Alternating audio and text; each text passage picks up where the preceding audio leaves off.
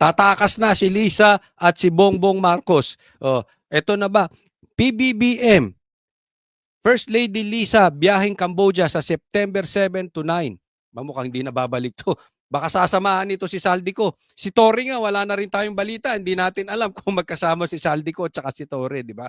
Dati, epal-epal yun sa video. Ngayon, wala na eh. O, epal-epal sa media.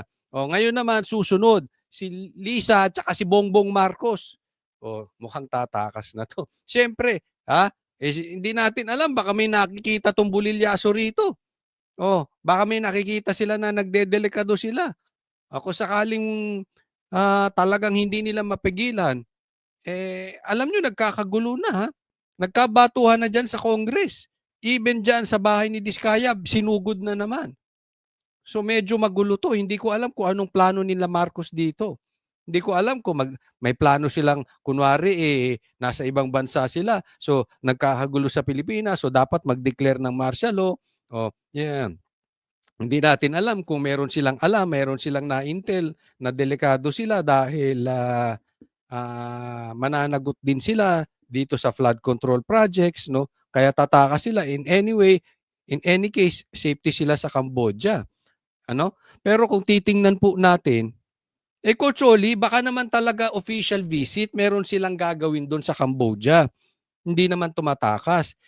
Kahit na po, ang laki-laki po ng problema natin sa Pilipinas. 'Di ba? Bakit uunahin mo yung pagbiyahe mo diyan? Ano 'yan?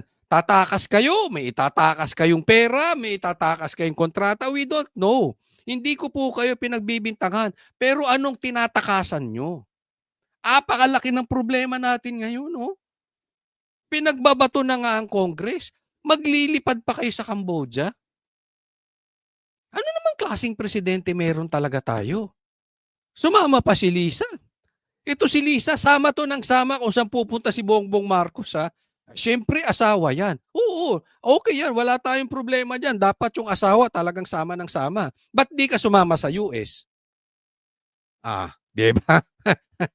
Pagkatapos nung may namatay, sumama ka doon, kasama ka sa US, di ba? Lisa, nung bumalik si Bongbong Marcos doon at nakipag-meeting pa kay Trump, doon ka pa hindi sumama. Sa lahat ng biyahe ni Bongbong kasama ka, ang yung pinaka-importante hindi mo sinamahan.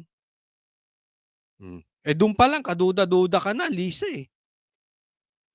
Pag tiningnan po natin, di ba? Anong tinatakasan nyo sa Pilipinas? Anong ilalabas nyo sa Pilipinas? Sarili nyo, pera ninyo, pag-aari nyo? Hindi ko alam. Okay? Again, hindi tayo nagbibintang. Pero napaka-unusual ng mga desisyon yung mag-asawan talaga. Alam mo, malapit sa puso ko tong Cambodia kasi medyo nadistino po tayo dyan. Nung ako po dati pag nagtatrabaho, isa akong band manager. No? At 2015 po yan. Very memorable po sa akin ng Cambodia.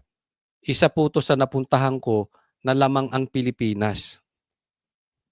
Pero ngayon, nalamangan na tayo. Nangampanya pa kami dyan sa Cambodia kay Duterte. That was 2015 nga. Kaya very memorable sa akin yan eh.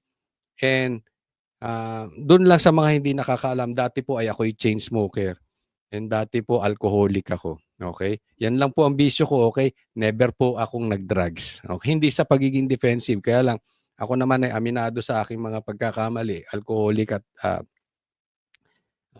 lalakas ako magsigarilyo, no? Doon ko po nahinto diyan sa Cambodia. Kaya memorable 2015. That was my last stick of cigarette. But then again, excuse me po, Bongbong Marcos. I am ready. Anytime, any day, virgin po itong katawan ko pagdating sa droga. Not before, not today, not tomorrow.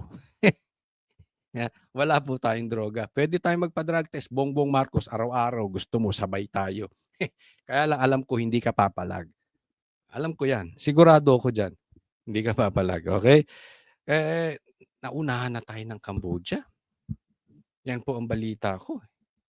Grabe. Nakakahiya na tayon talaga, Pilipinas, no? Nagkaloko-loko po ang bansa nating Pilipinas dahil dito kay Marcos at dahil dito kay Tambaluslos. Okay? Hindi ko alam kung paano na natin malulusutan 'tong problema na ito. Tapos ang solusyon pa ng presidente natin, pa-victim.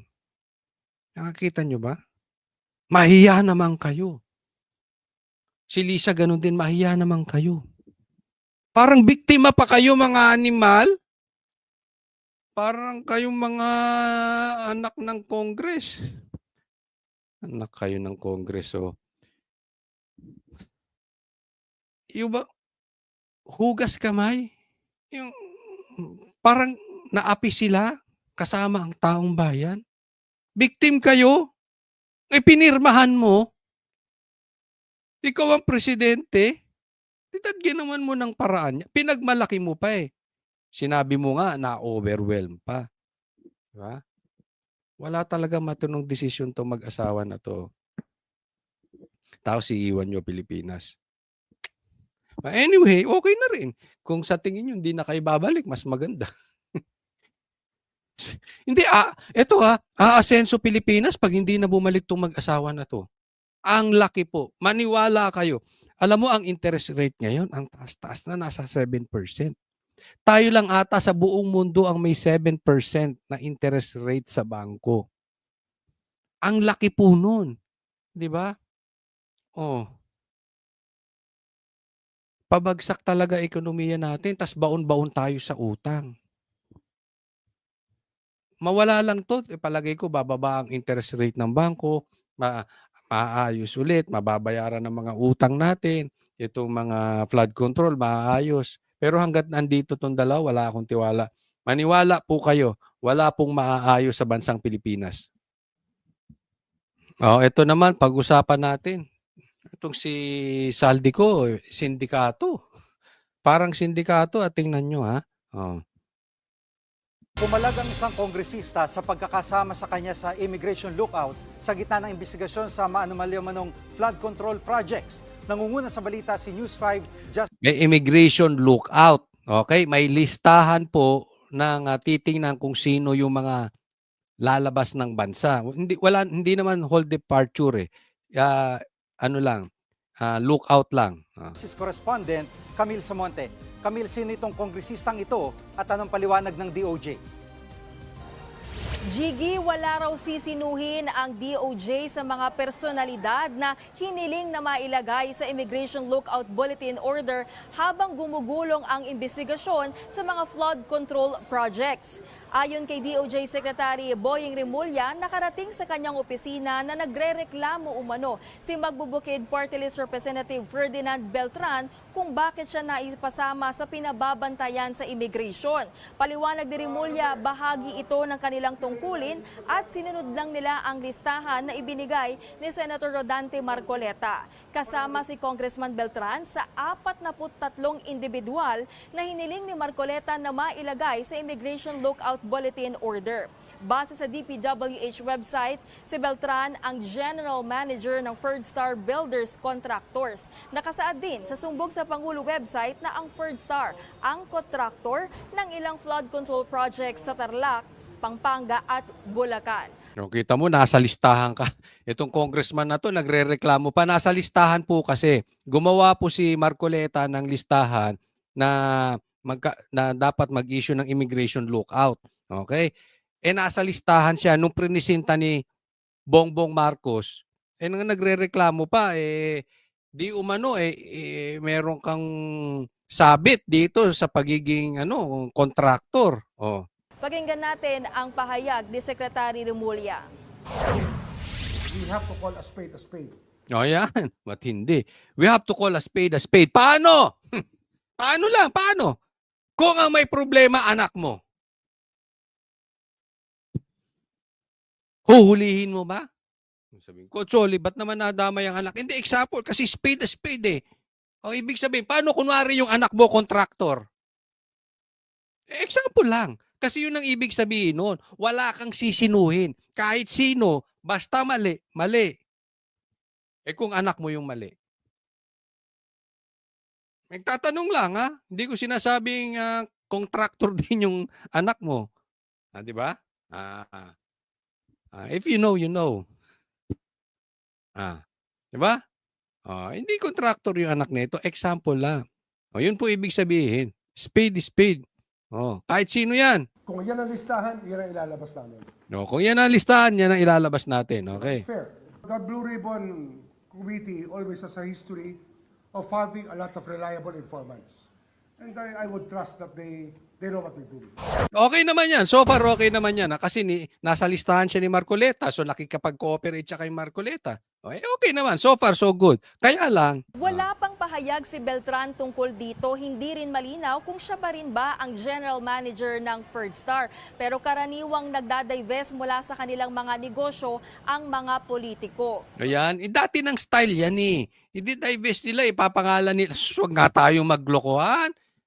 Marami pa nga. Ito, hindi lang kayo ha. Hindi kayo ang ibig pinapatunguhan ko. Marami dyan, may mga properties kayo na pangalan sa asawa nyo, yung isa sa kabit ninyo, o isa sa kabit ng anak ninyo.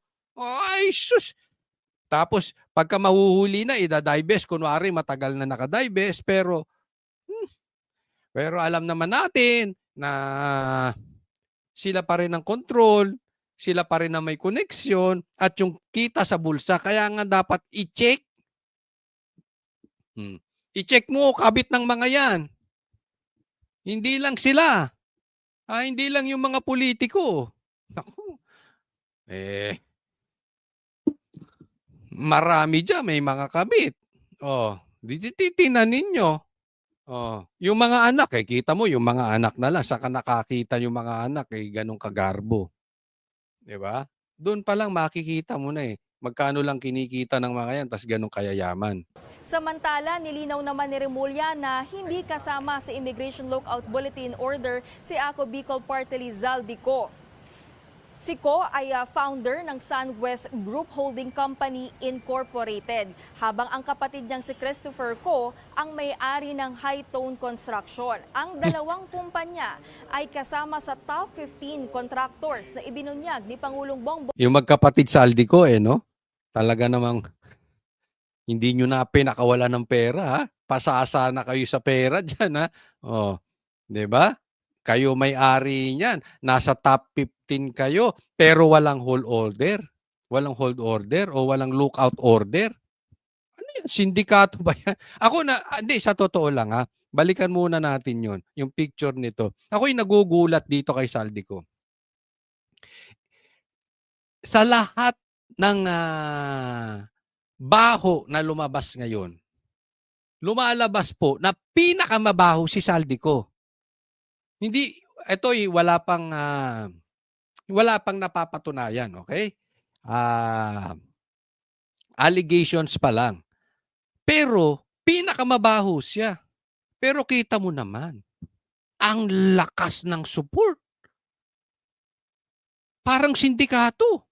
Untouchable sindikato ka ba, Zaldico? Yung nagtatanong lang ha. Sindikato. Kasi, isipin mo, pinagtatanggol siya ng mga congressman. Ayaw siyang ipatawag. Ang daming nagtatanggol sa kanya. Even yung talunan na naging panalo dahil kay Garcia na si Abante, pinagtatanggol siya. Even yung anak, ito mag-ama na ito, pinagtanggol. Ang sip-sip nyo kayo mag-ama. Kayo princess tsaka itong si Abante, yung tatay. Sip-sip kay Zaldico. Ang lakas ng protection nito. Ngayon naman, hindi ko alam. Wala siyang lookout order. Di ba? Kasi nga daw, sabi ni Boying, wala naman siya sa listahan ni Marcoleta. Okay? Hindi ko po sinisisi si Marcoleta. Ha? Ako'y nagugustuhan ko yung ginagawang trabaho ni Marcoleta. Pero Marcoleta, pwede bang kasi medyo idagdag na po natin sa lookout order to. Sa katunayan, dapat ito ini-issuehan na ng warrant. Di ba? Ewan ko lang. Matagal na to dapat pinapatawag, kaya lang hindi nga mapatawag-patawag dahil pinoprotektahan ng mga kasamahan niya sa Congress. Dinidelay ng dinidelay. Ayaw i-forthwith. Yung pagtawag kay Zaldico, walang forthwith. Forthwith sila ng forthwith, pero pag sila ang hiningan mo ng forthwith, ang tagal ipatawag. Di ba? Sindikatong sindikato. Patawag mo, Boying, dapat gawan mo rin daw ng paraan. Hindi, wag ka lang umasa sa listahan ni Marcoleta. Wala ka bang sariling palo? Wala bang pwedeng pinapatawag na nga ito ni Chanco, wala namang gumagalaw. Dapat kasama ito. Kasama talaga to si Saldico. Isipin mo, ang laki ng problema natin sa flood control projects. At isang lumulutang na pangalan ay si Saldico. And yet, nandoon siya. Dapat yan, kung talagang hindi siya guilty, umuwi siya. Harapin niya. Ipaliwanag niya. Kasi napakalaki ng problema natin ngayon dyan eh. Bakit takbo kayo ng takbo, alis kayo ng alis, aalis si Marcos, si Saldico, andyan, ayaw umuwi. Hindi ko po kayo pinagbibintangan na guilty na kayo.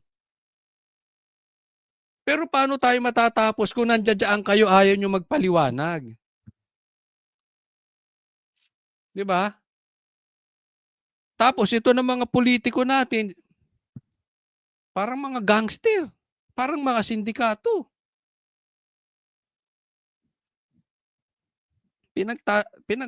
Tinatago. Si Ko ay founder ng SunWest Group Holding Company Incorporated, habang ang kapatid niyang si Christopher Ko ang may-ari ng Hightone Matindi, no? Construction. Ang dalawang kumpanya ay kasama sa top 15 contractors na ibinunyag ni Pangulong Bongbong Marcos na may pinakamaraming flood control projects sa gobyerno. Ayon kay Remulla, wala pang humihiling na isama si Ko sa Immigration Lookout Bulletin Order. Balik sa iyo. Hindi, alam mo, Boying, hindi mo na kailangan may humiling pa eh.